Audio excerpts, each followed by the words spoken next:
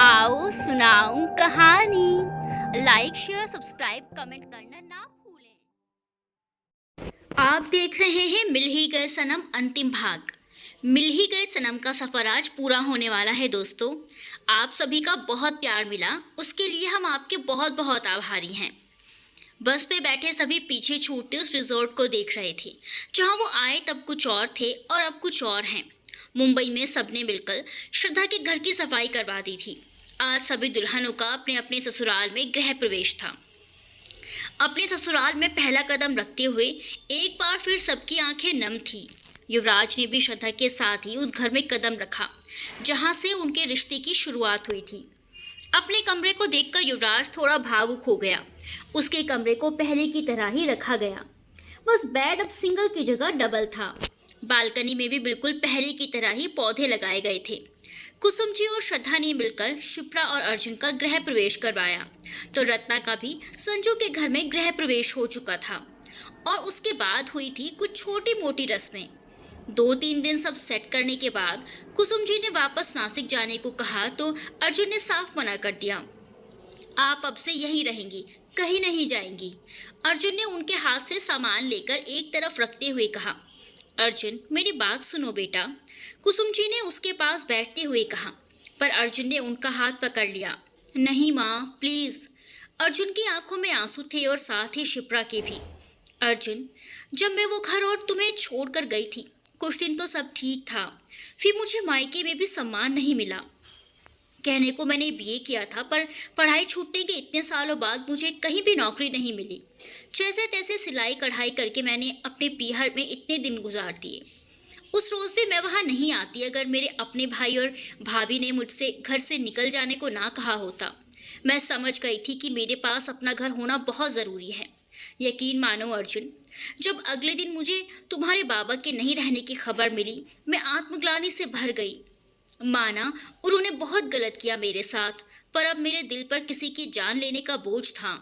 बोलते हुए कुसुम जी का गला भर्रा गया, तो वो कुछ सेकंड रुकी और शिप्रा ने उन्हें पानी का ग्लास हाथ में थमाया। पूरा ग्लास पानी पीकर एक साथ कुसुम जी ने आगे कहना शुरू किया।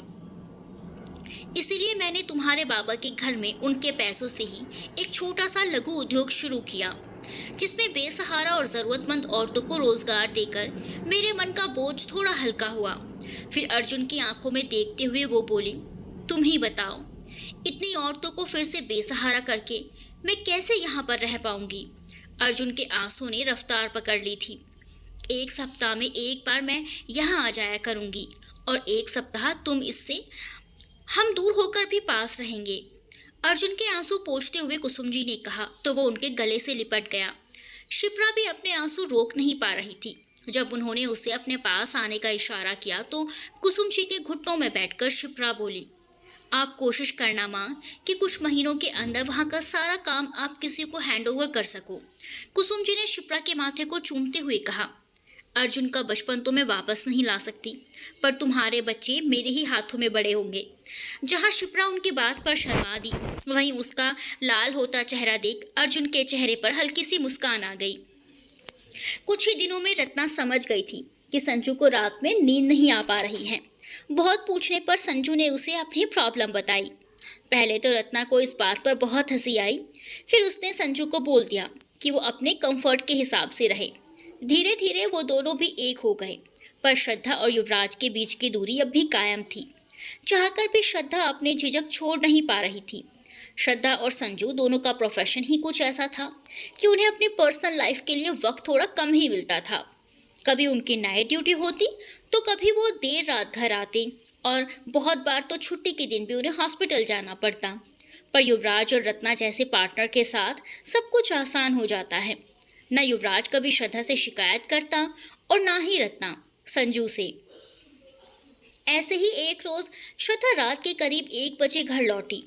उसने सभी को कह रखा था कि वो एक चाबी अपने पास रखेगी, इसलिए कोई भी उसका इंतजार ना करे और समय से खाना खाकर सो जाए। उस दिन भी श्रद्धा जब घर आई, सीधा अपने ही कमरे में चली गई और धीरे से दरवाज़ा लॉक कर दिया। सोफे पर सोते युवराज को एक नज़र देख वो अपने कपड़े लेकर बाथरूम में चली गई। शायद वो उसका इंतज़ार कर रहा था। चेंज करके वो युवराज के पास बैठ उसे देखने लगी और मन ही मन उसे ग्लानि हुई कि वो अब भी उसे इंतजार करवा रही है। उसकी आंखों से निकला वो एक आंसू युवराज के हाथ पर गिरा तो वो चौंक कर उठ गया। श्रद्धा, तुम कब आई और तुम रो क्यों रही हो? श्रद्धा की आंखों में आंसू देख वो परेशान हो गया। बस कुछ ही देर हुई है, हल्का सा मुस्कुराते हुए श्रद्धा ने कहा। पर तुम? युवराज को बीच में ही रोकते हुए श्रद्धा ने पूछा। खाना खाया आपने? हाँ। और तुमने? मैंने भी। पता है, अगर मैं नहीं खाऊंगी तो आप भी नहीं खाओगे और मेरा तो ऐसे ही चलता रहेगा, श्रद्धा ने उसे देखते हुए कहा। श्रद्धा युवराज को बहुत गौर से देख रही थी। उसकी उनींदी सी शक्ल, भूरी भूरी आंखें, बिखरे हुए बाल आज उसे अपनी तरफ खींच रहे थे। क्या देख रही हो? यही कि जो शख्स मेरा इतना ख्याल रखता है, मेरी इतनी परवाह करता है, वो मुझे कभी कोई शिकायत क्यों नहीं करता? श्रद्धा अभी उसे देख रही थी। कैसी शिकायत? ये तुम्हारा फर्ज है श्रद्धा। मेरा एक फर्ज और भी है। बोलते हुए श्रद्धा ने उसके चेहरे को अपने दोनों हाथों में थाम लिया। आज युवराज श्रद्धा को समझ नहीं पा रहा था। उसकी बातों से वो खुद पर काबू रख पाने में असमर्थ महसूस कर रहा था। थक गई हो, सो जाओ। युवराज सोफे से उठने लगा तो बैठे बैठे ही श्रद्धा ने उसका हाथ पकड़ लिया। युवराज हैरानी से उसे देखने लगा। आज श्रद्धा उसे बहुत अलग लग रही थी, पर जो वो सोच रहा था वो गलत भी हो सकता था। क्या तुम? युवराज इतना ही बोल पाया था कि श्रद्धा ने उसके होठों पर अपने होंठ रख दिए। ये पहली बार था जब उन्होंने एक दूसरे को किस किया था। युवराज के हाथ उसकी कमर पर कस गए और श्रद्धा ने उसकी गर्दन पर। आज श्रद्धा ने पूरी तरह से समर्पण कर दिया था और वो सही मायनों में एक हो चुके थे। समय पंख लगाकर उड़ रहा था। नेहा की प्रेगनेंसी को 8 महीने हो चुके थे। उसके सभी मेडिकल टेस्ट के दौरान श्रद्धा हमेशा उसके साथ होती थी। उस बच्चे को लेकर नेहा से ज़्यादा उत्सुक तो श्रद्धा थी। शिप्रा और रत्ना दोनों को भी इसी महीने पता चला था कि वो प्रेग्नेंट है। अर्जुन बहुत खुश था, आखिर उसका परिवार जो बढ़ने वाला था। और संजू, जैसा कि अनंत ने कहा था, वो सचमुच पागल हो चुका था। 2 बच्चों को संभाल लोगी ना तुम? संजू को उछलते देख नेहा ने धीरे से रत्ना के कान में कहा तो वो शर्मा कर रह गई। आज नेहा की डिलीवरी थी। श्रद्धा उसके साथ ही थी। वही बाकी सब बाहर पहरा दे रहे थे। इस बच्चे के लिए नेहा के साथ बाकी सब भी बहुत उत्सुक थे। आखिर ये सबसे पहला बच्चा था। कुछ ही देर में श्रद्धा के हाथ में एक प्यारी सी गुड़िया थी, जिसे देखते हुए उसकी आंखें भीग गई। उसने एक नज़र नेहा को देखा जो इस वक्त अपने होश में नहीं थी, और फिर उस बच्ची को लेकर बाहर आ गई। बाहर का नज़ारा देख उसने अपना सर पीट लिया। वहाँ एक लंबी कतार थी। एक एक करके सभी ने बच्ची को लिया। मीना जी और अनंत की आंखों में भी आंसू थे। पहले अनंत नेहा को देखना चाहता था, इसीलिए वो उसके पास चला गया। उसे नॉर्मल वार्ड में शिफ्ट कर दिया गया था। नेहा को सोते देखकर उसके माथे को प्यार से चूमकर वो वापस बाहर आया और बच्ची को अपनी गोद में ले लिया। पर न जाने क्यों संजू उसे लेने से कतरा रहा था। जब श्रद्धा ने उसे बच्ची को देना चाहा, उसने घबराकर अपने हाथ पीछे कर लिए। संजू के कांपते हाथ और पसीने से भीगा चेहरा सबने नोटिस किया था। वो जल्दी से वहां से चला गया। रत्ना भी उसे देखकर हैरान थी। जिस बच्चे का उसने इतना इंतजार किया, उसे बिना हाथों में लिए ही वो चला गया। शायद मैं समझ रही हूँ क्या बात है, संजू के जाने की दिशा में देखते हुए श्रद्धा ने कहा तो सब उसे देखने लगे। आपको याद होगा, कुछ महीनों पहले एक पूरी फैमिली का एक्सीडेंट केस आया था। श्रद्धा ने खोए हुए अंदाज में सबसे कहा। हाँ, वो मैं कैसे भूल सकती हूँ। तब संजू ने एक बार भी मेरा फ़ोन नहीं उठाया था और तभी मेरी और युवराज की सगाई भी होने वाली थी। रत्ना ने भी अपनी बहू को सिकोड़ते हुए कहा। ये बात याद दिलाना ज़रूरी था रत्नू, युवराज ने उसे घूरते हुए कहा। तो रत्ना ने भी मुंह बना लिया और श्रद्धा उसे देखने लगी। इन्हें छोड़ो, तुम आगे बताओ, पास ही खड़े अनंत ने कहा। तब एक बच्चे ने संजू के हाथों में ही अपना दम तोड़ दिया था। बहुत रोया था वो उस वक्त, और शायद आज भी वो बात उसके दिल में कहीं दबी हुई है। श्रद्धा बोलकर चुप हो गई। उस वक्त संजू की सिचुएशन से गुजरा था, इसका रत्ना को कोई आइडिया ही नहीं था। पर आज वो ये सोचकर ही दुखी थी कि उस समय वो उसके साथ नहीं थी। जब नर्स ने आकर बताया कि नेहा अपने बच्चे के लिए पूछ रही है, तो श्रद्धा बेबी को लेकर अंदर चली गई। बधाई हो भाभी, बेटी हुई है आपको, श्रद्धा ने बच्ची को उसके पास लिटाते हुए कहा। नेहा ने नज़र भरकर अपनी बेटी को देखा। इतने महीनों की परेशानी, बच्चा पैदा करने की पीड़ा, एक पल में ना जाने कहाँ भाग गई थी।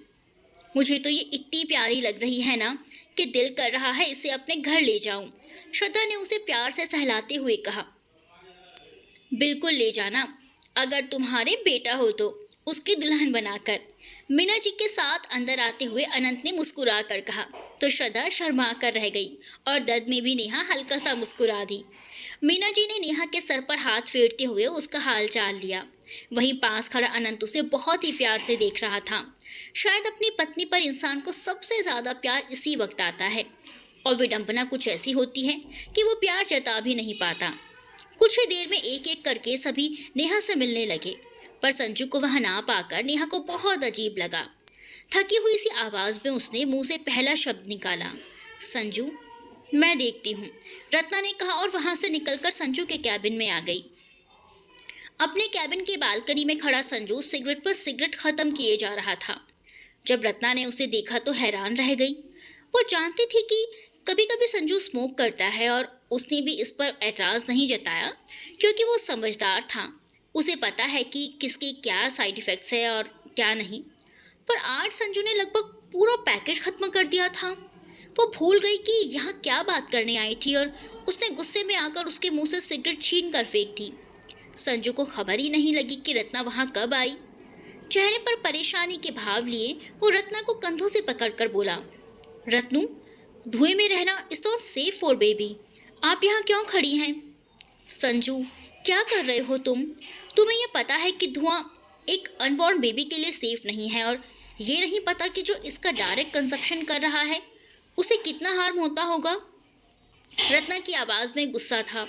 संजू उसे पकड़कर कैबिन में ले आया और अपनी चेयर पर बैठाकर बोला, गहरी सांस लो, इतना गुस्सा अच्छी बात नहीं। अब जाकर रत्ना थोड़ी रिलैक्स हुई थी। अच्छा बताओ। नेहा भाभी को होश आ गया। और बेबी कैसी है? रत्ना के कदमों में घुटनों पर बैठते हुए संजू ने पूछा।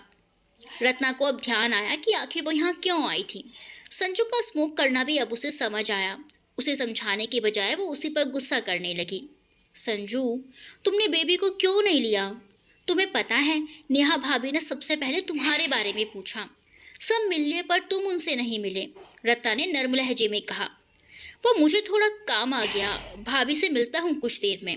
संजू ने नजरें चुराते हुए कहा तो रत्ना ने उसके चेहरे को पकड़कर अपनी तरफ घुमाया। श्रद्धा ने बताया हमें कैसे उस बच्चे की जान। फिर एक गहरी सांस लेकर वो बोली, पर इसमें तुम कर भी क्या सकते थे संजू? उसका जाना तय था। इनफैक्ट सबका जाना तय होता है और समय वो तय करता है। ऊपर की ओर इशारा करते हुए रत्ना ने कहा। संजू के दबे हुए आंसू फूट पड़े थे। अपने हाथों को देखते हुए वो बोला, कैसे भूल जाऊं रत्नू, वो मेरे इन्हीं हाथों में था। मुस्कुरा रहा था पर अगले ही पल में उसकी सांसें रुक गई और मैं समझ ही नहीं पाया कि क्या हो गया। आज बेबी को देखकर फिर वो बच्चा और उसका मुस्कुराता चेहरा याद आ गया। नहीं, मैं उसे अपने हाथों में नहीं ले सकता। संजू के आंसुओं से भीगे चेहरे को देख रत्ना का दिल तड़प रहा था। उसकी भी आंखें भीग गई थी। उसने जल्दी से संजू को अपने सीने से लगा लिया और संजू भी उसे कमर से पकड़कर अपना मन हल्का करने लगा। उसके बालों पर चूमते हुए रत्ना बोली, तकलीफ कोई भी हो उसे खुद पर हावी नहीं होने देना चाहिए संजू। संजू उसे देखने लगा तो वो आगे बोली, वरना तुम ये सारे पल खो दोगे और अगर ये डर तुम पर इसी तरह हावी रहा तो तुम अपने बच्चे को भी अपनी गोद में नहीं ले पाओगे। बोलते हुए रत्ना ने संजू का हाथ पकड़कर अपने पेट पर रख दिया। संजू के आंसू अब थम चुके थे। हाथ पकड़कर वो उसे नेहा के कमरे में ले आई जहाँ उसकी लाल आंखें सबको परेशान कर रही थी। रत्ना सब संभाल लेगी, इसी विचार से सब निश्चिंत थे। नेहा को सबने बता दिया था कि बात क्या है। उसने हल्की सी मुस्कुराहट के साथ संजू को अपने पास बुलाया। संजू ने भी मुस्कुराते हुए नेहा के माथे पर हाथ फेरते हुए पूछा, आप ठीक हो ना? संजू की परवाह देख सबकी आंखें भर आई। उसने श्रद्धा को इशारा किया तो श्रद्धा ने बच्ची को उसके हाथों में थमाया। संजू के कांपते हाथों के नीचे रत्ना ने जब अपने हाथ रखे तो सबके चेहरों पर एक बार फिर मुस्कान आ गई। कितनी प्यारी है ये, बिल्कुल भाभी पर गई है। पर इसकी नाक मुझे श्रद्धा जैसी लगती है, बिल्कुल जोकर जैसी। उसे प्यार से देखते हुए संजू ने कहा तो सब हंस दिए और श्रद्धा ने उसके कंधे पर एक बार दी। हाँ, क्योंकि सबसे ज़्यादा तो नेहा ने उसी को देखा है। मुंह बनाते हुए अनंत ने कहा तो एक बार फिर सब हंस दिए और वहाँ का माहौल खुशनुमा हो गया। सब हंसी मजाक और बातें ही कर रहे थे कि श्रद्धा को थोड़े से चक्कर आने लगे। सही वक्त पर उसे पास खड़े युवराज ने थाम लिया। कल रात से श्रद्धा हॉस्पिटल में ही थी और सुबह से भी नेहा की डिलीवरी में उलझी हुई थी, तो स्ट्रेस की वजह से ऐसा हुआ होगा, ये सबको लग रहा था। ये लड़की भी ना कभी मेरी बात नहीं सुनती। सुबह भी नाश्ता करने से मना कर दिया, फिर खाना खाने से भी। जब पता है बीपी लो रहता है तो नींबू पानी ही पी लेती। युवराज बड़बड़ाते हुए चक्कर काट रहा था और सब उसके साथ ही अपनी नजरें घुमाते जा रहे थे। बैठ जा रे, श्रद्धा की बीपी का तो नहीं पता पर तेरा जरूर भर जाना है। उसके चक्कर काटने से परेशान हो चुके अर्जुन ने कहा। शिवी, क्या हुआ है? कमरे से आते हुए शिवन्या से संजू ने पूछा तो युवराज भी उसके पास आ खड़ा हुआ। हो गई होगी बीपी लो, मैं बता रहा हूँ। उसके बोलने से पहले ही युवराज ने कहा। आप? शिवन्या दोबारा बोलने लगी कि युवराज बोल पड़ा। आप बॉटल चढ़ा दीजिए, कोई दिक्कत नहीं है। देखिए, आप देखिए और मुझे मिलने दीजिए। युवराज फिर से बीच में बोला तो इस बार सब एक साथ चिल्लाए, चुप। मुंह बनाते हुए युवराज चुप हो गया तो डॉक्टर बोली, श्रद्धा इज प्रेग्नेंट युवराज, और शायद ये उसे पता है। वहां खड़े सभी लोग खुश हो गए। शिप्रा ने तो अर्जुन को गले ही लगा लिया। युवराज अभी शॉक्ड था और अनंत ने घबराते हुए कहा, ये श्रद्धा ने मेरी बात को इतना सीरियसली ले लिया। मुझे पता है अब तो उसे बेटा ही होगा और वो मेरी बच्ची को ले जाएगी। उसके बाद तो सबको हंसी आ गई और युवराज बिना कुछ कहे श्रद्धा के पास चला गया। अपने अंदर के एहसास वो समझ ही नहीं पा रहा था। बच्चा जब होगा तब होगा, पर खुद को पिता वो इसी पल से महसूस कर रहा था। श्रद्धा, प्यार से उसके सर पर हाथ फेरते हुए युवराज ने कहा। आई एम सॉरी युवराज, ये बात इस तरह से आपके सामने आई। मुझे भी 2 दिन पहले ही लगा, पर मैं खुद पहले कंफर्म होना चाहती थी। श्रद्धा बैठकर बोलती जा रही थी, पर युवराज का ध्यान या तो उसकी बातों पर था ही नहीं, या तो वो बातें कुछ और मायने ही नहीं रखती। इस वक्त जो उसके लिए मायने रखता था वो था एक पिता होने का एहसास। कुछ पल श्रद्धा को निहारने के बाद उसने उसके माथे पर किस करते हुए कहा, थैंक्स श्रद्धा, इतनी बड़ी खुशी देने के लिए। उसके चेहरे पर खुशी साफ झलक रही थी। तीनों की शादी साथ हुई और तीनों की ममता के इस पड़ाव में साथ थी। कुछ ही दिनों बाद अनंत और नेहा के बच्चे का नामकरण किया गया। जहां संजू ने बच्ची का नाम अनन्या रखा, रत्ना ने बहुत ही शांति और सादगी से अपने 9 महीने निकाले। ना वो किसी चीज़ की जिद करती, ना ही कुछ खाने की डिमांड, और इसी बात से संजू कभी कभी चिढ़ जाता था। रत्ना का कहना था कि बिना बोले ही सब उसकी सारी इच्छा पूरी कर देते हैं, तो वो क्या ही कहे। हाँ, उसे दूसरों को बिना बनाकर खिलाना अच्छा लगता था, जो सबके लिए आश्चर्य की बात थी। सामान्यतः ऐसे वक्त में औरतें किचन और उसमें बनने वाली चीज़ों की स्मेल से दूर रहती हैं, पर रत्ना उन सबसे विपरीत रसोई में ही ज़्यादा वक्त बिताती थी। पर इन 9 महीनों में शिप्रा ने अर्जुन पर बहुत अत्याचार किए। अर्जुन के खाने का शौक उसी पर भारी पड़ गया। जब अर्जुन की जगह शिप्रा थी, जिसे बस खाना सोचता था, और वो अर्जुन को किसी न किसी चीज़ के लिए दौड़ाते रहती। कुसुम जी भी अब यही रहने लगी थी। अर्जुन और कुसुम जी ने मिलकर उसका खूब ख्याल रखा। दिन भर में कितनी ही बार वो अर्जुन से लड़ती, पर रात को जाकर उसी की बाहों में सो जाती। अर्जुन भी मुस्कुराते हुए उसके सारे नखरे उठा रहा था। श्रद्धा अपनी खुशियां तो युवराज और बाकी सबके साथ बांट लेती थी, पर जब कभी उसे तकलीफ होती तो वो खुद ही सहती रहती। इसी चक्कर में कई बार प्रॉब्लम बहुत बढ़ जाने पर युवराज को पता चलता, और कभी गुस्सा न करने वाला युवराज भी उससे नाराज हो जाता। पर युवराज को मनाना श्रद्धा के लिए कोई बड़ी बात नहीं थी। बस प्यार से उसे गले लगा लेती और वो पिघल जाता। हाँ, कभी कभी आधी रात को वो उससे गाना सुनने की डिमांड जरूर कर लेती थी, और युवराज उसके लिए नींदों में भी गाना गा लेता। फिर समय ने रफ्तार पकड़ी और रत्ना को पेन शुरू हो गए। रत्ना को जब लेबर रूम में ले जाया गया, संजू भी उसके साथ ही जाने लगा। शिवी प्लीज़, मैं भी एक डॉक्टर हूँ। जब शिवन्या ने संजू को रोका तो उसने कहा, गायनिक नहीं हो तुम संजू। शिवी ने भी उसे डांटते हुए कहा, पर संजू को कोई फर्क नहीं पड़ रहा था। उसके अंदर जाने की जिद जो कि तो थी। तब श्रद्धा ने उसे समझाया, देर हो रही है संजू, प्लीज़ आज जिद मत कर। देख, मैं रहूँगी ना उसके साथ, और वैसे भी अगर तू वहाँ रहा तो शायद वो कंफर्टेबल ना रहे। अब जाकर संजू माना था, पर वो बेसब्री से भारी चहलकदमी कर रहा था। चूँकि रत्ना ने बहुत हेल्दी लाइफस्टाइल फॉलो की थी, उसकी डिलीवरी नॉर्मल ही हुई थी और उसे एक बेटा हुआ था।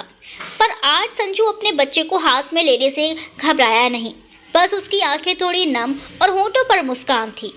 उसकी खुशी से चमकती आंखें रत्ना को सुकून पहुंचा रही थी। एक बार फिर से सब बहुत खुश थे और थोड़े भावुक भी। अनन्या तो बहुत ही जल्दी दीदी बन चुकी थी। एक बार फिर इसने बाजी मार ली। संजू के गले को पीछे से पकड़ते हुए अर्जुन ने कहा तो वहां बैठे सभी लोग हंस दिए। लगभग 5 दिन बाद अब शिप्रा उस कमरे में थी, पर इन 5 दिनों में शिप्रा को 3 बार पेन आ चुके थे और हर बार ऐसा रात को होता था। बेचारा अर्जुन और कुसुम जी उसे जैसे ही कार तक ले जाते वो फिर से नॉर्मल होकर बोलती। शायद फॉल्स अलार्म था, पर इस बार जब उसे पेन हुआ अर्जुन उठा ही नहीं। वो मुंह फेर कर सो गया। नींद तो उसकी तब खुली है, यूं कह लो उड़ी, जब उसे अपने गाल पर एक तेज वार महसूस हुआ। जी हाँ, शिप्रा ने अर्जुन को चाहता मार उसके टी शर्ट खींचते हुए कहा, कब से उठा रही हूँ समझ ही नहीं आ रहा, मुझे अभी डॉक्टर के पास लेकर जाओ, अब मुझसे बर्दाश्त नहीं हो रहा। अर्जुन ने जब कमरे की लाइट जलाई वाकई उसकी हालत देखकर वो परेशान हो गया। जल्दी से उसने कुसुम जी को उठाया और साथ ही युवराज को भी फोन कर दिया। शिप्रा को गोद में उठाकर उसने उसे कार में पीछे के सीट पर लिटाया, जहां कुसुम जी उसका सर सहला रही थी। शिप्रा ने पूरे 9 महीने अपनी मनमानी की थी और उसका नतीजा था कि उसकी डिलीवरी नॉर्मल नहीं थी। जब अर्जुन से पेपर साइन करने को कहा गया उसके हाथ कांप उठे और दिल बेचैन हो गया। ये सिर्फ फॉर्मेलिटी है भाई, आप चिंता मत करो, शिप्रा और बेबी दोनों ठीक होंगे, श्रद्धा ने अर्जुन के कंधे पर हाथ रखते हुए कहा। अपना सर हिलाते हुए अर्जुन ने भी साइन कर दिए। श्रद्धा का खुद का फुल टाइम चल रहा था, उसे ओटी में जाने से साफ मना कर दिया गया। अर्जुन के समझाने पर वो भी बाकी सबके साथ ही बाहर बैठ गई और बेसब्री से ऑपरेशन खत्म होने का इंतजार करने लगी। कुछ देर बाद ओटी की लाइट बंद हुई तो अर्जुन उस तरफ दौड़ गया। शिप्रा कैसी है शिवन्या? अर्जुन को फिलहाल बस शिप्रा की चिंता थी। शिवन्या मुस्कुराते हुए बोली, शिप्रा और बेबी दोनों ठीक हैं और बधाई हो, आपको बेटी हुई है। इतने देर से रुके अर्जुन के आंसू अब बह चले थे। अगली बार तुम्हारी ऐसी मनमानी नहीं चलने दूंगा मैं, शिप्रा के सर को सहलाते हुए भरी हुई आंखों के साथ अर्जुन ने कहा। तो शिप्रा की भी आंखों के कोरों से पानी बह निकला।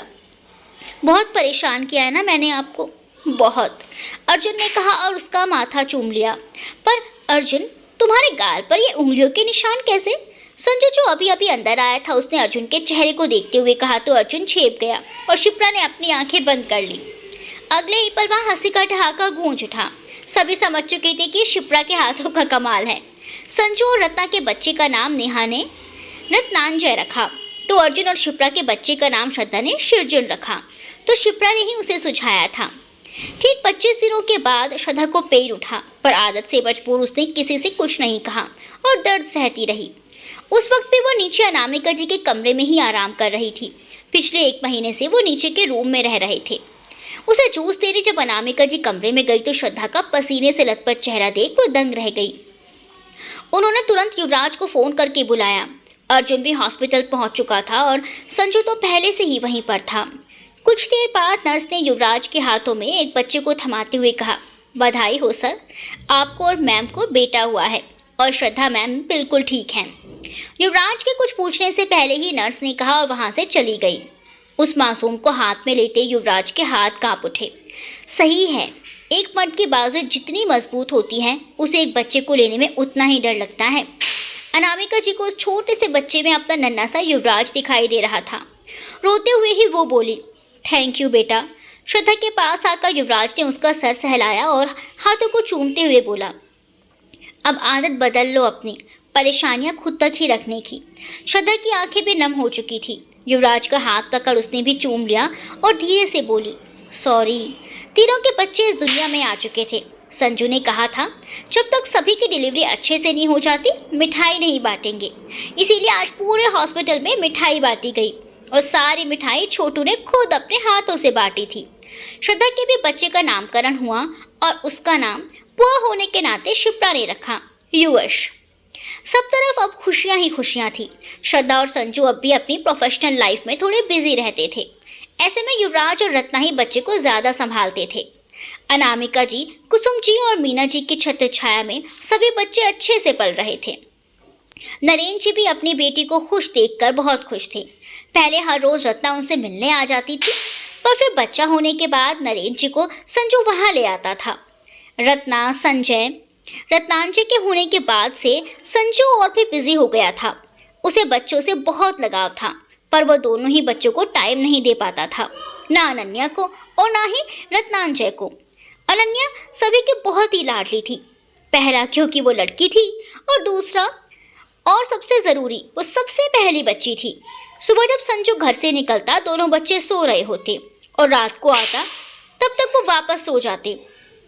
सप्ताह में 2-3 दिन बार ही वो उनके साथ खेल पाता था। बहुत बिल्कुल ऐसा ही हाल श्रद्धा का भी था, पर अपने बच्चे के लिए दोनों ही तड़पते थे। आज सुबह जब संजू की नींद जल्दी ही खुल गई, उसने पास रत्ना को सोते देख वो सोचने लगा, सुबह उठते ही आपकी सूरत देखूं, ऐसा कम ही हो पाता है। अपने हाथ का तकिया बनाकर उस पर सर रखे वो प्यार से उसे ही देख रहा था। रत्ना का हमेशा खिला खिला सा रहने वाला चेहरा कुछ मुरझाया सा लग रहा था। भले ही रत्नांजय ज़्यादा परेशान नहीं करता था, पर फिर भी रत्ना का काम बहुत बढ़ गया था।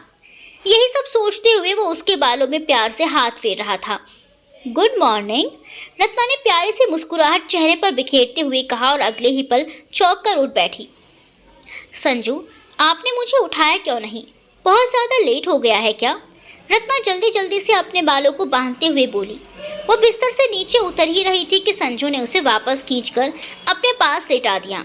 उसे पीछे से बाहों में भरकर उसके गाल से अपना गाल लगाते हुए वो बोला, आप देर से नहीं उठी? मैं जल्दी उठ गया था आज।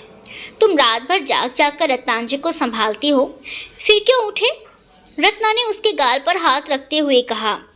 आज नींद खुल गई थी, वैसे भी आपके साथ मुझे वक्त ही कहाँ मिल पाता है। कहते हुए संजू ने रत्ना के गाल पर एक किस कर लिया।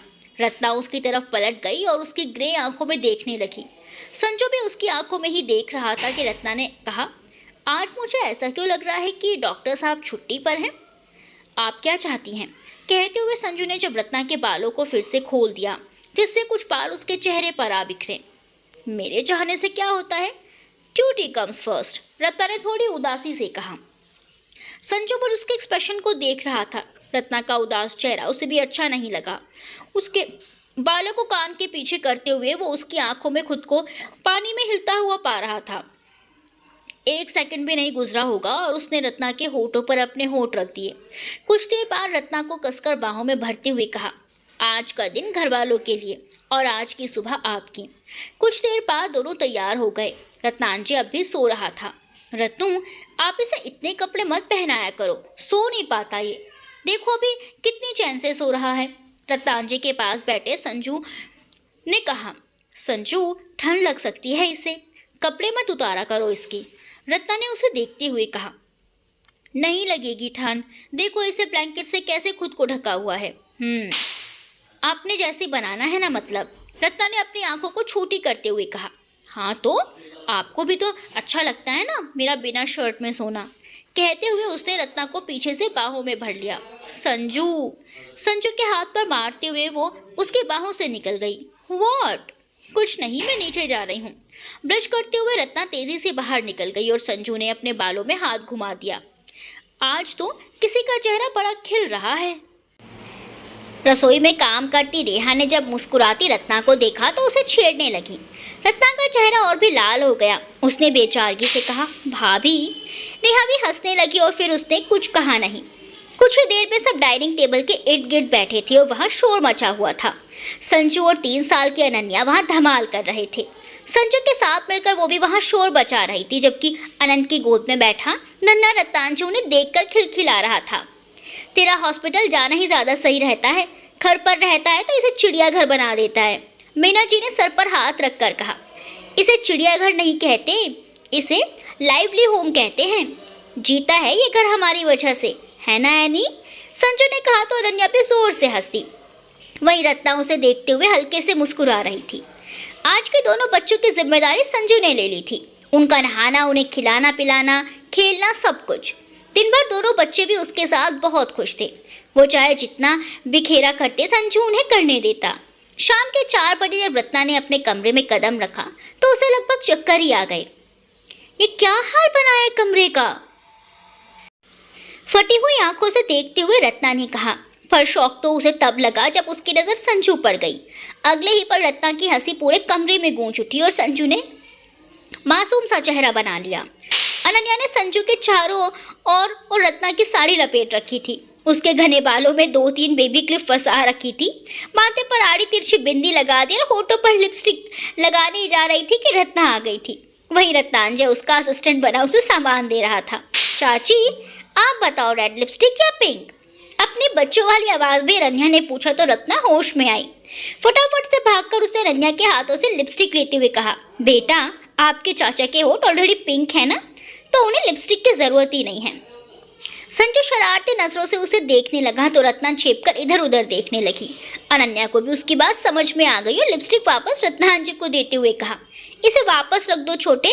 अपने नन्हे नन्हे कदमों से चलते हुए जब वो लिपस्टिक लेकर जा रहा था, रत्ना का दिल मुंह को आ रहा था, पर जैसे ही उसने उसे सही सलामत ड्रेसिंग पर रख दी, रत्ना ने चैन की सांस ली। कमरे का हाल देखकर उसके माथे पर पसीना आ गया। वो कुछ कहने के लिए ही जा रही थी, दोबारा संजू को देख उसे हंसी आ गई और संजू ने मुंह बना लिया। रुको, अभी तुम्हारी पिक लेती हूँ।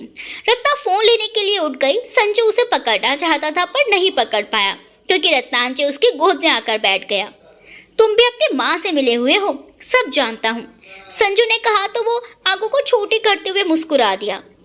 रत्ना ने उसकी पिक ले ली। रत्नांजय को गोद से उतारकर संजू उसके पीछे भागने लगा तो रत्नांजय ने दोबारा उसे घेर लिया। ये सही है, रात भर तुम्हारी लातें खाऊं मैं और तुम साइड लो अपनी मॉम की। उसको गोदी में उठाते हुए ही संजू बोला, क्योंकि माँ मुझे बहुत अच्छी लगती है, अपनी तुतलाती हुई बोली में रत्नांजय ने कहा। माँ का चमचा, संजू ने कहते हुए उसे गोदी से उतारा और फिर रत्ना को पकड़ने लगा। रत्ना अब तक को फोटो ग्रुप पर भेज चुकी थी। संजू ने रत्ना को अपनी बाहों में जकड़ रखा था कि ठीक उसी वक्त अनन्या ने रत्नांजय के मोबाइल से उनका एक फोटो ले लिया। श्रद्धा युवराज। आईने के सामने खड़ी श्रद्धा अपने बाल बना रही थी, पर बहुत कोशिशों के बाद भी उसके जिद्दी बाल आज जमने का नाम ही नहीं ले रहे थे। दरवाजे पर खड़ा युवराज मुस्कुराते हुए उसे ही देख रहा था। थककर श्रद्धा कुर्सी पर बैठ गई और कंघी को ड्रेसिंग पर फेंक दिया। उसके हाथ अब दुखने लगे थे। तुमसे आज भी बाल नहीं बनाए जाते? हंसते हुए युवराज कमरे में आ गया। हंसिए मत, मैंने पहले ही कहा था, कटवा देते हैं, इतने लंबे बाल मुझसे मैनेज नहीं होते, श्रद्धा ने मुंह बनाते हुए कहा। अगले ही पल युवराज कंघी लेकर उसके पीछे आ खड़ा हुआ और बहुत ही प्यार से उसके सिल्की बालों को संवारने लगा। श्रद्धा के चेहरे पर भी हल्की सी मुस्कान आ गई। शादी के इतने समय बाद भी एक यही चीज़ तो नहीं बदली, युवराज का प्यार और उसकी परवाह, बल्कि समय के साथ साथ वो और भी बढ़ती ही गई। हो गया। युवराज की आवाज़ से आईने में उसे देखती श्रद्धा की तंद्रा अचानक से टूट गई। उसने देखा अब उसके बाल सही लग रहे थे। श्रद्धा ने ब्राउन कलर की सिल्की साड़ी पहनी थी और युवराज ने ब्लैक शर्ट। शायद वो किसी पार्टी में जाने की तैयारी में थे। चलें, श्रद्धा ने कहा। 1 मिनट, कहते हुए युवराज ने ड्रेसिंग पर पड़ी सिंदूर की डिब्बी उठा ली। आज कैसे भूल गई? युवराज ने उसकी मांग में सिंदूर भरते हुए पूछा। अच्छा लगता है जब आप अपने हाथों से मेरी मांग भरते हो, इसीलिए कभी कभी भूल जाती हूँ, श्रद्धा ने थोड़ा शरारती लहजे में कहा। युवराज उसे कमर से पकड़कर अपने करीब खींचकर बोला, क्या बात है मिसेस श्रद्धा युवराज सिंह राठौर, आजकल बड़ी शरारती हो गई है। श्रद्धा उसके बात पर खिलखिलाकर हंस दी और अपना चेहरा उठाकर उसके चेहरे को देखने लगी। कुछ पल उसे देखने के बाद अपनी सर्द आवाज में वो बोली, बाहर आप ये ब्लैक कलर की शर्ट मत पहना करो। एक तरफ मेरा दिल अपने काबू में नहीं रहता और दूसरी तरफ जब बाकी लड़कियां आपको ताड़ती है ना, तो मेरा दिमाग भी अपने काबू में नहीं रहता। ओह, तो तुम्हें जलन होती है? ऑफ कोर्स होती है, श्रद्धा ने तुरंत जवाब दिया।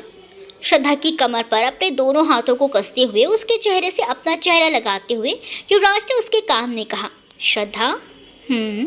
श्रद्धा की धड़कनें उसके करीब होने से आज भी शोर मचाती थी। मदहोशी में उसकी आंखें अपने आप बंद हो गई। इसे देख युवराज के लबों पर गहरी मुस्कान आ गई। श्रद्धा के से अलग हो वो उसे देखने लगा। जब उसे युवराज की दूरी का एहसास हुआ तो वो तड़प कर उसके गले लग गई।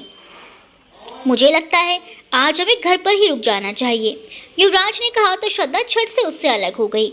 युवराज की आंखों में शरारत देख वो शर्म से पानी पानी हो गई। शायद ये वो रो रहा है, नजरें चुराते हुए श्रद्धा ने कहा और भागकर दरवाजे से बाहर निकलने को ही कि उसका फ़ोन बज उठा। हाँ तान्या, फ़ोन उठाकर श्रद्धा ने कहा। मैम, इमरजेंसी है, तान्या की आवाज़ में घबराहट थी। युवराज को देखते हुए श्रद्धा बस इतना ही बोल पाई। युवराज भी समझ चुका था कि श्रद्धा को हॉस्पिटल जाना है।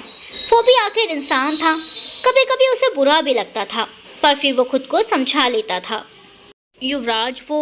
श्रद्धा समझ नहीं पा रही थी कि युवराज से कैसे कहे कि वो उसके साथ पार्टी में नहीं जा पाएगी। इट्स ओके, तुम जाओ, मैं अकेला चला जाऊंगा। युवराज ने उसके पास आकर गाल पर हाथ रखते हुए कहा। Are you sure? श्रद्धा को बहुत बुरा लग रहा था। कोई ऑप्शन है? नहीं ना, तो जाओ। युवराज के जवाब से श्रद्धा को और भी ज़्यादा गिल्टी फील हो गया, पर उसके पास कोई जवाब नहीं था क्योंकि वाकई दूसरा ऑप्शन कुछ था ही नहीं। भारीपन से श्रद्धा ने कपड़े चेंज किए और कमरे से बाहर निकल गई। युवराज ने भी अपना ब्लैक शर्ट उतारकर दूसरा शर्ट पहन लिया। तो तैयार नहीं हुई अभी तक? अनामिका जी श्रद्धा को सादे कपड़ों में देख हैरान थी। माँ, वो हॉस्पिटल जाना है, इमरजेंसी है। श्रद्धा ने छोटा सा मुंह बनाया। उसे डर था कि कभी ना कभी तो माँ कुछ कह ही देगी। ठीक है, पर खाना खाकर जाना, क्या पता वहाँ देर लग जाए। अनामिका जी की बात पर उसकी आंखें नम हो गई और वो उनके गले से लग गई। क्या हुआ? अनामिका जी मुस्कुरा दी। You are the best. Shraddha ने उनका गाल चूम लिया और मुस्कुरा दी। खाना? अनामिका जी ने दोबारा कहा, पर श्रद्धा ने मना कर दिया कि देर हो जाएगी। फिर भी अनामिका जी ने उसे जबरदस्ती एक रोटी के अंदर अचार लगाकर रोल बनाकर दे दिया और श्रद्धा भागते हुए बाहर निकल गई। बाहर गार्डन में उसकी नज़र विशाल जी के साथ खेलते हुए युवश पर गई तो वो मुस्कुरा दी। 1.5 साल के युवश भी वो ज़्यादा वक्त नहीं दे पाती थी, इसीलिए दूसरे बच्चे का आइडिया उसने अभी ड्रॉप कर दिया था। विशाल जी पौधों की क्यारियां बना रहे थे और छोटा सा युवश एक छोटी सी बाल्टी में पानी भरकर पौधों को पिलाने की कोशिश में खुद पर गिरा रहा था। वो पूरा मिट्टी से सन गया था और गीला भी हो चुका था। उसे देख श्रद्धा को हंसी भी आई और प्यार भी। दिल किया जाकर उसके गाल चूमले पर फिर वो उसे जाने नहीं देता। इसी डर से उसने दूर से ही अपने दोनों हाथों की उंगलियों को चूम उसकी तरफ कर दिया और हॉस्पिटल के लिए निकल गई। ऑपरेशन में वाकई बहुत वक्त लग गया था। युवराज और युवश को डिस्टरबेंस ना हो इसीलिए वो हॉस्पिटल से ही शावर लेकर निकली थी। करीब 2 बजे वो घर पहुंची तो सबसे पहले धीमे कदमों से रसोई में चली गई और फिर से खाना निकालकर उसे गर्म करने लगी। उसे जोरों की भूख लगी थी। वैसे भी अगर वो खाना नहीं खाती तो अगले दिन उसकी क्लास लगना निश्चित था, जिसके अध्यापक होते युवराज व अनामिका जी और प्रधानाध्यापक जी होते विशाल जी। खाना खाकर वो अपने कमरे में आ गई। बेड के एक तरफ युवराज सोया था और उसके पास युवश, जिसे उसने अपनी बाहों में ले रखा था। वहीं दूसरी ओर युवराज ने तकिए लगा रखे थे ताकि नींद में युवश नीचे न गिर जाए। उन दोनों को देख श्रद्धा को उन पर बहुत ही प्यार आया, पर तभी उसका ध्यान युवश पर गया जो युवराज के गाल पर अपनी नन्ही सी उंगलियां चला रहा था। यह जाग रहा है, श्रद्धा खुद से ही बोली। उसने धीरे से उसको युवराज से अलग किया और शिप्रा के कमरे में ले आई ताकि युवराज की नींद में दखल ना पड़े। कुछ देर श्रद्धा उसके साथ खेलती रही, वो भी उसके साथ बहुत खुश लग रहा था। श्रद्धा ने जब उसे कंधे पर सुलाकर लोरी सुनाई तो वो गहरी नींद में चला गया। ऐसा लग रहा था मानो वो श्रद्धा के ही इंतजार में जाग रहा हो, वो भी उसके साथ खेलना चाहता हो। उसके माथे को चूम श्रद्धा ने उसे बिस्तर पर एक तरफ सुला दिया और खुद युवराज के पास आकर लेट गई। सो गया युवश? युवराज की आवाज़ पर श्रद्धा हैरान रह गई। आप भी जाग रहे थे? जब तक तुम घर नहीं आ जाती मेरी नींद कच्ची ही रहती है। और वैसे भी तुम्हारा बेटा कब से मेरे गाल के साथ टेडी बियर कर रहा था।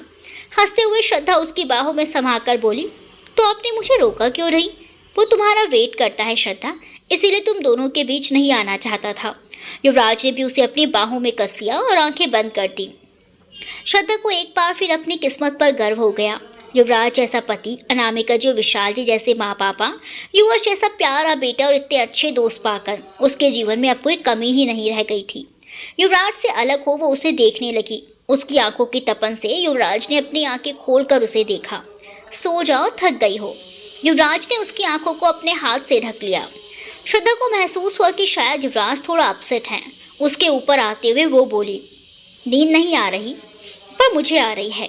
युवराज ने उसे नीचे उतार दिया, वापस आंखें बंद कर दी। अब के बाद श्रद्धा ने उसकी टी शर्ट को पकड़कर खींच लिया और उसे देखने लगी। श्रद्धा नहीं, टी शर्ट नहीं, नया है ये। युवराज ने उसे टी शर्ट छुड़वाना चाहा, पर श्रद्धा की पकड़ मजबूत थी और अगर वो ज़्यादा जोर आजमाता तो उसकी ही टी शर्ट खराब होता। युवराज के चेहरे के बेहद करीब आते हुए वो बोली, नाराज हो? युवराज जल्दी से टी शर्ट छुड़ाकर करवट लेकर लेट गया। बोला, नहीं, बस अच्छा नहीं लग रहा। कुछ सोचकर श्रद्धा उसकी दूसरी तरफ आ गई। चूंकि युवराज बेड के कोने में लेटा हुआ था तो वहां कोई जगह नहीं थी, इसीलिए युवराज ने उसे पकड़कर अपने से लगा लिया। पागल हो, गिर जाती अभी, युवराज ने मुंह बनाया। श्रद्धा ने युवराज के चेहरे पर उंगली घुमाते हुए टेढ़ा सा मुस्कुराते हुए कहा, जैसा तेरा प्यार वैसा गुस्सा है तेरा, तौबा सनम तौबा सनम। युवराज ने भी अपने दांतों को चबाकर श्रद्धा को अपने नीचे कर लिया और उसकी आंखों में देखते हुए बोला, भड़का रही हो मुझे। श्रद्धा के चेहरे पर अब जीत की मुस्कान आने लगी, जिसे देख युवराज ने उसके होठों को अपने होठों में जब्त कर लिया और अगले ही सेकंड उससे दूर हो गया। श्रद्धा की एक यही बेचैनी और तड़प युवराज के कलेजे को सुकून पहुंचाती थी, बाकी तो वो उसे जरा भी परेशान नहीं देख सकता था। श्रद्धा को ये दूरी अब एक पल के लिए भी मंजूर नहीं थी। युवराज को खुद पर खींच वो उसके सीने से लग गई। युवराज ने भी मुस्कुराते हुए उसे अपनी बाहों में ले लिया। खैर, युवराज कितना नाराज रह सकता है ये तो हम सब भी जानते हैं। कुछ वक्त बाद श्रद्धा सुकून से युवराज की बाहों में सो रही थी। शिप्रा अर्जुन, आप मुझसे प्यार ही नहीं करते हो, सच कहते हैं सभी आपको बस खाने से प्यार है। शिप्रा अर्जुन से झगड़ रही थी, सिर्फ इसीलिए क्योंकि मैं तुम्हारे साथ करवा चौथ का व्रत नहीं रख रहा, मैं तुमसे प्यार नहीं करता। ये क्या बात हुई भला? अर्जुन ने झल्लाते हुए कहा। करवा चौथ को 2 दिन बाकी थे। शिप्रा की इच्छा थी कि अर्जुन भी उसके लिए व्रत रखे, लेकिन भूखा रहना अर्जुन के लिए बहुत ही मुश्किल था। वो इसी बात पर उससे झगड़ा कर रही थी और अर्जुन अब इससे परेशान हो चुका था। मुझे आपसे बात ही नहीं करनी। शिप्रा ने अपनी नाक सिकोड़ी और करवट बदलकर सो गई। अर्जुन मन ही मन बुदबुदाया, ड्रामा क्वीन, कल शॉपिंग पर चलते हैं। अर्जुन ने गहरी सांस लेकर उसे पीछे से बाहों में भरते हुए कहा। उसका गोरा गाल शिप्रा के सांवले गाल से लगा हुआ था और वो उसे गहरी गहरी नजरों से देख रहा था। शॉपिंग का सुनकर एक पल को शिप्रा की आंखों में चमक आ गई। अगले ही पल वो अर्जुन की स्ट्रेटेजी समझ भी गई। टेढ़ी आंखों से उसने अर्जुन को देखा।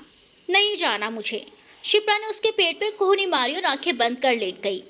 काफी देर वो उसे मनाता रहा, पर शिप्रा को जैसे ना कुछ सुनना था और ना ही समझना। थक हार अर्जुन भी सो गया।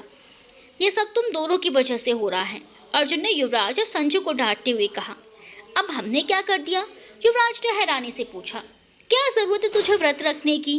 और करो तो करो, पर ढिंढोरा क्यों पीटना? और तुम संजू, तुम्हें ने आग लगाई है ना? अर्जुन को सच में गुस्सा आ रहा था। संजू और युवराज गंभीरता से उसकी बात सुन रहे थे। चंद सेकंड की खामोशी के बाद दोनों ही जोर से हंस दिए। अर्जुन का गुस्सा अब और बढ़ रहा था। युवराज और संजू को फाइल से बांटते हुए वो बोला, बहुत हंसी आ रही है ना तुम दोनों को, अब हंसो। उसने बचने की कोशिश करते हुए संजू बोला, ये कांड तुम्हारी बहन का ही किया हुआ है, मैंने कुछ नहीं किया। बात इसकी सही है, श्रद्धा ने ही भड़काया है शिप्रा को। युवराज ने अर्जुन के मजे लेते हुए कहा। अब श्रद्धा पर वो गुस्सा भी नहीं कर सकता था, इसीलिए मुंह बिगाड़ते हुए बोला, सब तेरी वजह से हुआ है। फिर से युवराज ने आंखों को बड़ी करते हुए कहा, तुझे से सीख रही है वो ये सब, ये अब ज्यादा हो गया। युवराज ने आंखें बड़ी करते हुए कहा। संजू को अब अर्जुन के साथ साथ युवराज पर भी हंसी आ रही थी। अगले 2 दिन शिप्रा ने अर्जुन से बिल्कुल भी बात नहीं की। हाँ, उसके साथ शॉपिंग पर गई, ज्वेलरी खरीदी, साड़ियाँ खरीदी, गोलगप्पे भी खाए, बस बात नहीं की। श्रद्धा, युवराज और संजू दोनों के मजे ले रहे थे, जबकि रत्ना बार बार उन्हें ऐसा करने से मना कर रही थी।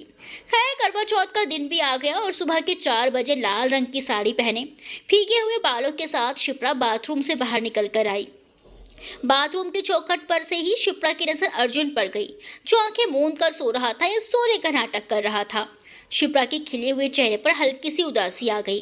बेड के कोने पर बैठकर वो अपने कान की बूंदें पहन रही थी कि उसे अपनी खुली हुई पीठ पर अर्जुन की उंगलियों की हरकत महसूस हुई। शिप्रा की आंखें उसके स्पर्श से अपने आप बंद हो गई और एक पल को उसका हाथ अपने कान पर ही रुक गया। उसका चेहरा शर्म से सुर्ख लाल हो रहा था, पर बालों की ओट में छुपा हुआ था। शिप्रा, अभी भी नाराज हो? अर्जुन ने एक हाथ सिरहाना बनाकर उस पर अपना सर टिका दिया। शिप्रा की कमर पर उंगली चलाते हुए अर्जुन ने पूछा। इस सवाल पर शिप्रा अचानक से होश में आई और उसे याद आया कि वो अर्जुन से नाराज है। अर्जुन के हाथ को खुद से दूर कर वो उठते हुए बोली, नहीं। उफ, तुम्हारा ये नहीं हाँ से भी ज़्यादा खतरनाक होता है। अर्जुन भी उठकर बैठ चुका था। मैं तो कहता हूँ शिप्रा, तुम्हें भी व्रत करने की कोई ज़रूरत नहीं है, मुझे वैसे भी लंबी उम्र नहीं चाहिए। अर्जुन ने बोला ही था कि शिप्रा ने उसे गुस्से से घूरा। आजकल आप भी बोलने से पहले सोचते नहीं हैं, शिप्रा ने नाराज़गी से कहा। क्या करे, संगत का असर है। अर्जुन ने एक आंख बंद कर उसे चिढ़ाते हुए कहा तो शिप्रा ने गुस्से से चेहरा दूसरी ओर कर दिया। शिप्रा, मेरे कहने का मतलब ये है कि मुझे लंबी उम्र नहीं, एक ऐसी उम्र चाहिए जिसमें हम साथ हों। अर्जुन ने उसका हाथ पकड़ते हुए कहा। आपका नहीं पर मेरा व्रत है आज, सरगी खाने जा रही हूँ। शिप्रा ने उससे अपना हाथ छुड़ाते हुए कहा और दरवाजे की ओर बढ़ गई। सरगी तो मुझे भी खानी है, अर्जुन ने अपने ऊपरी होठ पर जीभ फेरते हुए कहा। शिप्रा अचंभे से उसे देखने लगी। ऐसे क्या देख रही हो? ऐसे कोई रूल थोड़ी ना है कि व्रत करने वाला ही सरगी खा सकता है, अर्जुन ने मासूमियत से कहा। भुक्कड़, शिप्रा ने अपना सर झटकते हुए कहा और कमरे से बाहर आ गई। उसके जाते ही अर्जुन के चेहरे पर एक मुस्कान आ गई। कुसुम जी शिप्रा को मुस्कुराते हुए सरगी खिला रही थी। कुर्ता पजामा पहनकर अर्जुन भी शिप्रा के पास आकर बैठ गया और अपना मुंह खोल दिया। उसकी इस हरकत पर कुसुम जी को हंसी आ गई और उन्होंने अर्जुन को भी सरगी खिलाई। शिप्रा मुंह टेढ़ा करते हुए उसे हैरानी से देख रही थी। अर्जुन पूरी स्पीड में खा रहा था, जैसे पूरे दिन का कोटा अभी ही पूरा करना चाहता हो। नजर लगाओगी तुम मुझे? अर्जुन ने बिना शिप्रा को देखे कहा तो वो झेप गई। शिप्रा, तुम्हारा आज व्रत है तो घर पर ही रहकर आराम करना, अर्जुन ने रसोई में काम करती शिप्रा से कहा। अर्जुन ऑफिस के लिए रेडी था। सुनो, अर्जुन ने जाते जाते पलटकर शिप्रा को पुकारा। शिप्रा के चेहरे पर हल्की सी मुस्कान थी। अर्जुन ने नाश्ता नहीं किया था और खाना भी नहीं खाया, तो उसे लगा शायद वो भी व्रत कर रहा है। उसके सारे अरमानों पर टिफिन मतलब पानी फेरते हुए अर्जुन ने कहा, जान अभी बिल्कुल भूख नहीं है, टिफिन पैक कर देना, ऑफिस में खा लूंगा।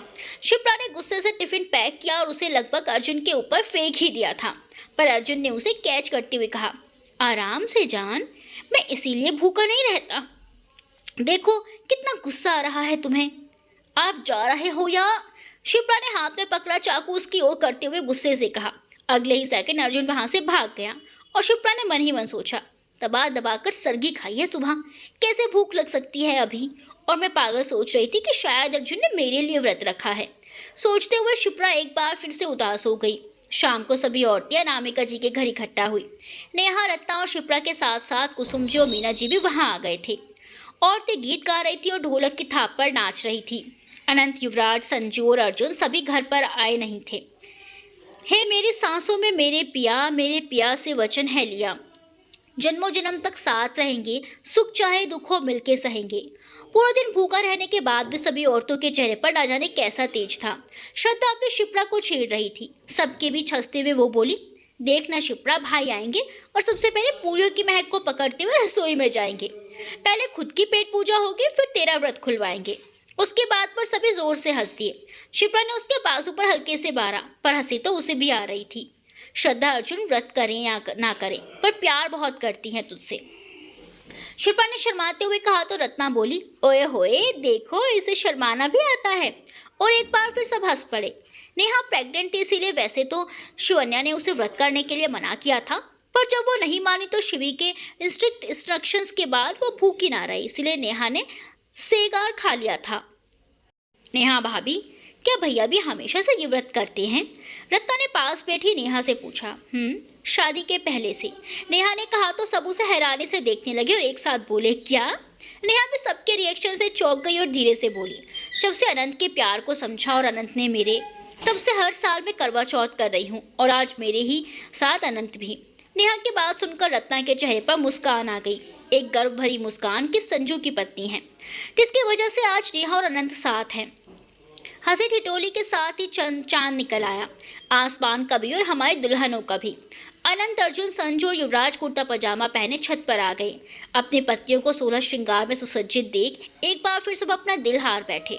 रत्नू, इधर आना, संजू ने आवाज से तो श्रद्धा हंसते हुए बोली, जाओ जाओ, जब तक अपने हाथों से तुम्हें काला टीका नहीं लगाएगा उसका दिल घबराता रहेगा और पूरा वक्त टेंशन में ही रहेगा। बोलकर श्रद्धा ने शिप्रा को ताली दी। रत्ना दोनों को घूरते हुए संजू के पास चली गई। अच्छे लग रहे हो, संजू के कुर्ते के कॉलर को सही करते हुए रत्ना ने प्यार से कहा। आप भी, कहते हुए संजू ने उसकी आंखों से काजल लेकर कान के पीछे लगा दिया। ऐसा चेहरा अच्छा नहीं लगता तुम्हारा, अब तो मुस्कुरा दो, रत्ना ने उसके गाल पर हाथ रखते हुए कहा। मेरा मन था रत्नू व्रत करने का, संजू ने मुंह बनाते हुए कहा। फिर वही बात, तुम्हें भूखे नहीं रह सकते संजू, रत्ना ने उसे समझाना चाहा। फिर आपको भी नहीं रहना था, पर अब तो हो गया ना, बहुत भूख लगी है और ये चांद भी पता नहीं कब निकलेगा, रत्ना ने बेचैनी से कहा। पर चांद तो निकल आया है ना, वो देखो, संजू ने हैरानी से कहा और आसमान में निकले चांद की तरफ इशारा किया। रत्ता ने मुस्कुराते हुए संजू को अपने करीब आने का इशारा किया। जब वो उसके पास अपने कान लेकर आया, रत्ता धीरे से बोली, मैं अपने चांद की बात कर रही हूँ। संजू को पहले तो कुछ समझ नहीं आया, पर अगले ही पल उसके चेहरे पर मुस्कान तैर गई। वो रत्ना को पकड़ता उससे पहले वो हंसते हुए वहां से भाग गई। हंसकर अपने बालों में हाथ फेरता संजू उसे जाते देखता ही रह गया। शिप्रा और श्रद्धा हंसते हुए उन्हें देख रही थी और अर्जुन, युवराज उन दोनों को।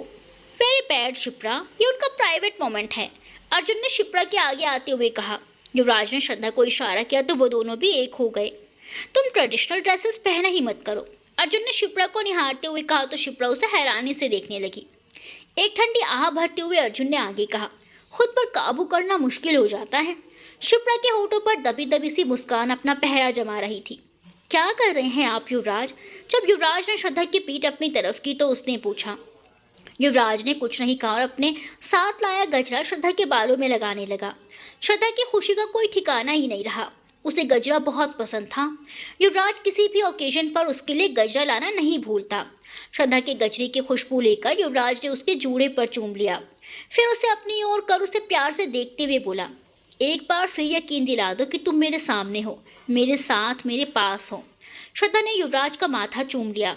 उसके गले लग उसके सीने पर हाथ रखते हुए कहा, कि धड़कता दिल सबूत है इस बात का कि मैं आपके साथ हूँ, आपके पास हूँ। आंखें बंद करते हुए युवराज ने भी श्रद्धा को अपनी बाहों में कस लिया। दोनों के चेहरे खिल रहे थे। सभी पतियों ने अपनी अपनी पत्नियों का व्रत खुलवाया। उसके बाद पत्नियां भी अपने पति का व्रत खुलवाने लगी। शिप्रा जाने के लिए बोली कि अर्जुन ने उसकी कलाई थाम ली और कहा, मेरा व्रत नहीं खुलवाओगी? शिप्रा हैरानी से उसे देखने लगी तो वो दोबारा बोला, बहुत भूख लगी है शिप्रा, जल्दी से व्रत खुलवा दो। आपने व्रत किया है? शिप्रा ने खुशी और आश्चर्य के मिले जुले भावों से कहा। तो तुम्हें क्या लगता है मैं इतना भुक्कड़ हूँ कि सुबह के 4 बजे भी इतना खा सकता हूँ? अर्जुन ने थोड़ी नाराजगी से कहा। जल्दी करो वरना मुझे चक्कर। अर्जुन की बात अधूरी रह गई क्योंकि वो सचमुच चक्कर खाकर बेहोश हो चुका था। गिरता उससे पहले पास खड़े युवराज ने उसे थाम लिया। शिप्रा ने टेंशन में आकर जल्दी जल्दी उस पर पानी के छींटे मारे और उसे पानी पिलाया। सभी कुछ परेशान से हो गए थे। थोड़ा होश आने पर उसे कमरे में लिटा दिया गया।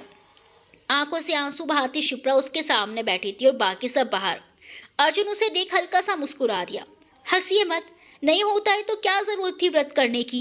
शिप्रा ने रोते हुए अर्जुन से कहा तो उसकी हैरानी का कोई ठिकाना ही नहीं रहा। वो मुंह खोले उसे देख रहा था। हाँ ठीक है, मैंने कहा था, तो क्या हुआ, आप पनाह कर देते? शिप्रा ने फिर कहा। अर्जुन का मुंह अब खुला ही हुआ था। ठीक है, मना भी किया था आपने, फिर भी आपको नहीं करना चाहिए था। इस बार वो झल्ला कर बोली क्योंकि हर बात पर गलती उसी की निकल रही थी। अर्जुन को अब हंसी आ गई। रोती हुई शिप्रा को खींचकर उसने अपने सिरे से लगा लिया और उसका माथा चूमते हुए बोला, तुम इतनी क्यूट क्यों हो शिप्रा? शिप्रा प्यार से अर्जुन को खाना खिला रही थी और अर्जुन उसे। और बैकग्राउंड में युवराज गा रहा था, कभी प्यार कभी तकरार, कभी साथ रहने के वादे, कभी बिछड़ने का गम, कभी रूठना कभी बनाना, हर सुख दुख में साथ निभाने की खाई है कसम। हर तूफान को पार कर अब मिल ही गए सनम, मिल ही गए सनम। Happy ending.